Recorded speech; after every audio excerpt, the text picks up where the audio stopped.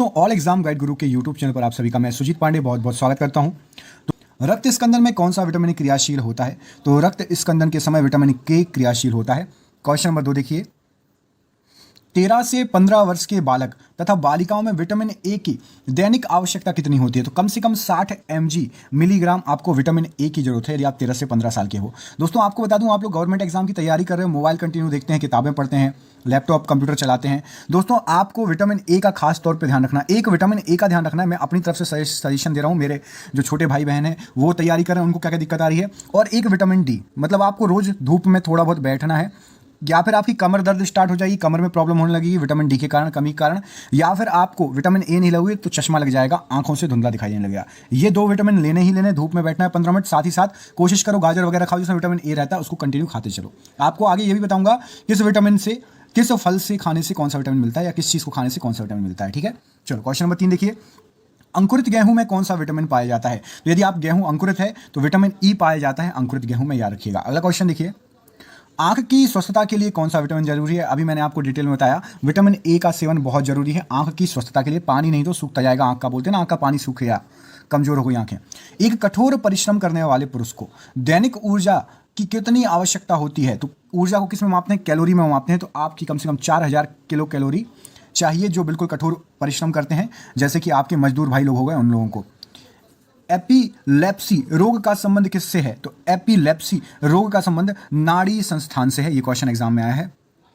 Allergy को दूर करने के लिए कौन से विटामिन लेना चाहिए? तो यदि आपको किसी चीज से एलर्जी है, विटामिन सी का आप भरपूर यूज करो तो एलर्जी आपकी धीरे धीरे ठीक हो जाएगी। अगला क्वेश्चन देखिए, कपास के बीज किस विटामिन से भरपूर होते हैं? तो कपास के बीज विटामिन ई से भरपूर होते हैं।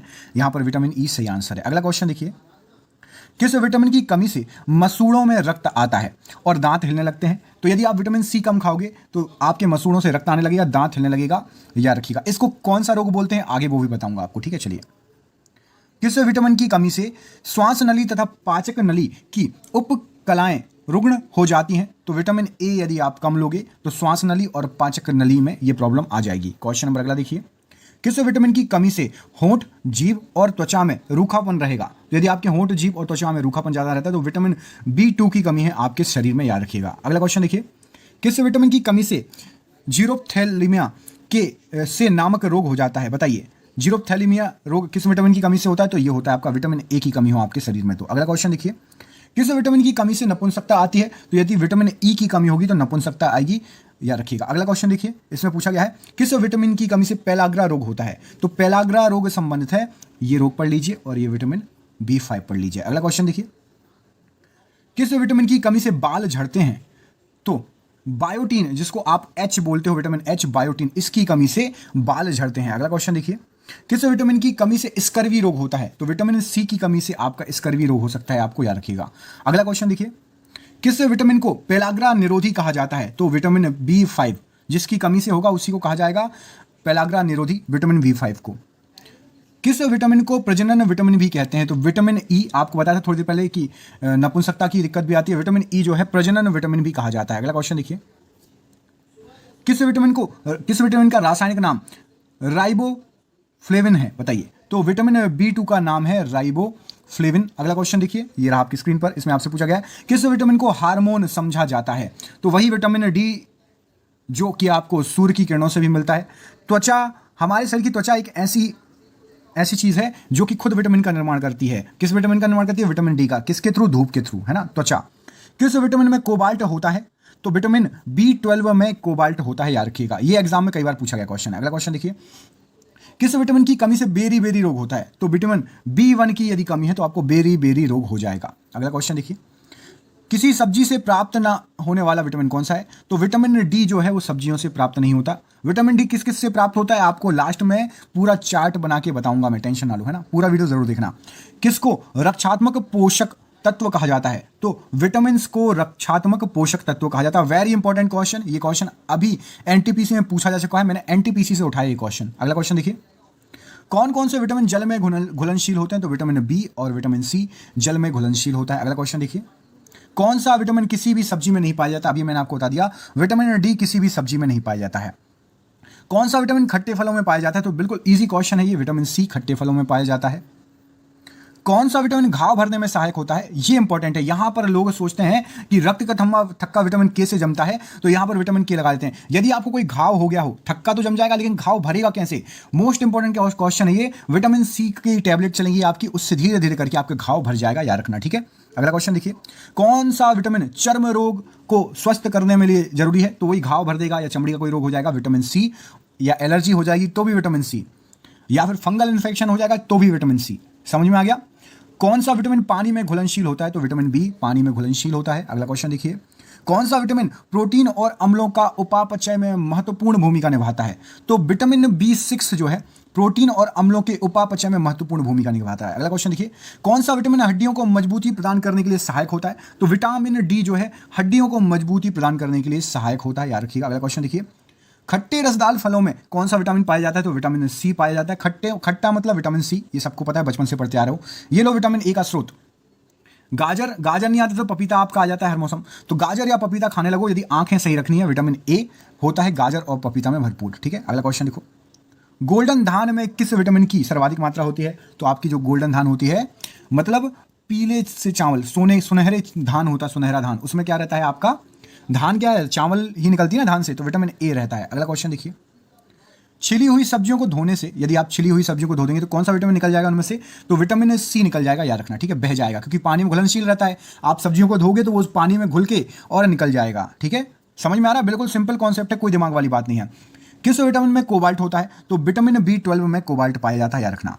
टमाटर में कौन सा विटामिन पाया जाता है, टमाटर में होता है विटामिन सी। खट्टे फल, रसदार फल, टमाटर, बंद गोभी, प्याज, सलजम आदि में कौन सा विटामिन प्रचुर मात्रा में पाया जाता है, तो विटामिन सी पाया जाता है सलजम में भी, बंद गोभी में भी और प्याज में भी। अगला क्वेश्चन देखिए, तेज धूप और अधिक तलने से मुख्यतः कौन सा विटामिन नष्ट हो जाता है, तो कोई चीज़ अधिक तल दो या तेज धूप में आप घूमो फिरो या किसी चीज़ को रख दो, यदि उसमें विटामिन B1 और B2 है तो वो नष्ट हो जाएगा। थायमीन क्या है, तो थायमीन विटामिन बी है, याद रखिएगा, विटामिन बी का नाम है थायमीन। अगला, पायरिया रोग, मैंने आपको बताया था ना कि आपसे बोला था कि दांतों से खून निकलने लगता है मसूड़ों से, है ना, उसके लिए विटामिन सी लेना चाहिए। मैंने आपको बताया था कि एक रोग होता है, मैं आपको आगे बताऊंगा कौन सा, तो वही रोग होता है पायरिया। पायरिया रोग को दूर करने के लिए विटामिन सी, मसूड़ों में सड़न, खून निकलना, स्वेलिंग आना, ये सब पायरिया रोग के लक्षण है। प्रातःकालीन, यदि आपको भी दांत में मसूड़ों में खून निकलने लगता है, थोड़ी सी तेज ब्रश करो या कुछ, तो विटामिन सी ज़्यादा खाना स्टार्ट कर दो, आराम मिलेगा। प्रातःकालीन धूप में मानव शरीर में कौन सा विटामिन आता है, देखिए स्पेशली लिखा है प्रातःकालीन धूप, क्योंकि ये जो हल्की धूप होती है ना ये फायदेमंद होती है। तेज धूप आपके शरीर के चमड़े को भी जलाएगी, कैंसर, त्वचा का कैंसर भी हो जाता है। कोशिश करो सुबह वाली 7 बजे वाली धूप लेने की, गर्मियों में और जल्दी निकल आता है सूरज, ठंड में ये 7 साढ़े 7 हो जाता है, कई बार 8 भी हो जाता है। इस समय की धूप लेने की कोशिश करो, ठीक है। सबसे पहली जो किरण होती है ना उसको लो 15 से 20 मिनट।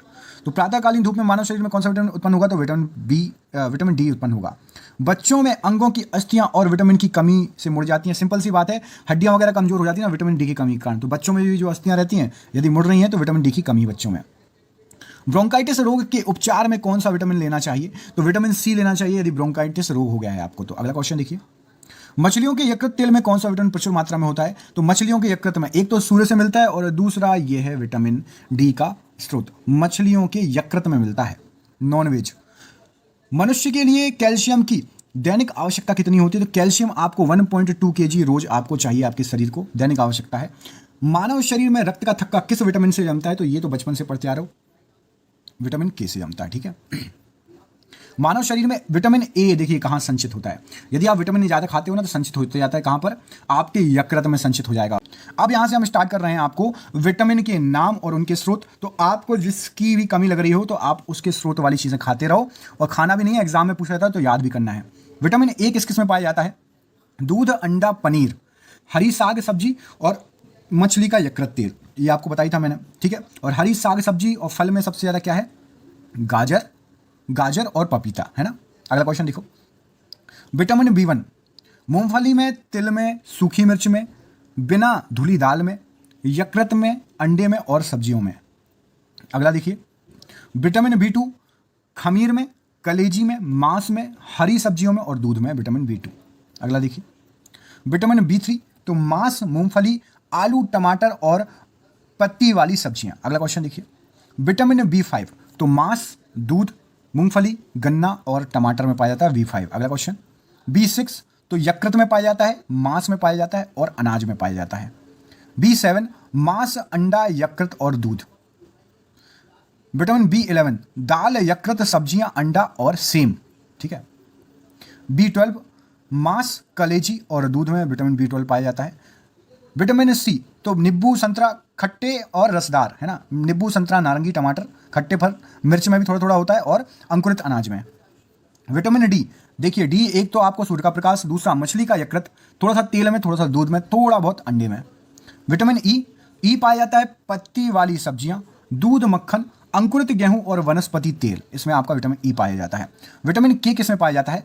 टमाटर, हरी सब्जियां, आंतों में भी उत्पन्न होती है विटामिन K, याद रखिएगा। तो यदि आपको इसका MCQ टेस्ट चाहिए तो MCQ टेस्ट भी ला देंगे। साइंस के किस टॉपिक पर वीडियो चाहिए, फिजिक्स, केमिस्ट्री या बायोलॉजी, कमेंट करके हमें बताइएगा। वीडियो अच्छा लगा हो तो दोस्तों के साथ जरूर शेयर कीजिएगा। मिलते हैं आपसे अगले वीडियो में, तब तक के लिए आप अपना ख्याल रखिए। आप सभी का बहुत बहुत धन्यवाद दोस्तों, आपका दिन शुभ हो, बहुत बहुत धन्यवाद।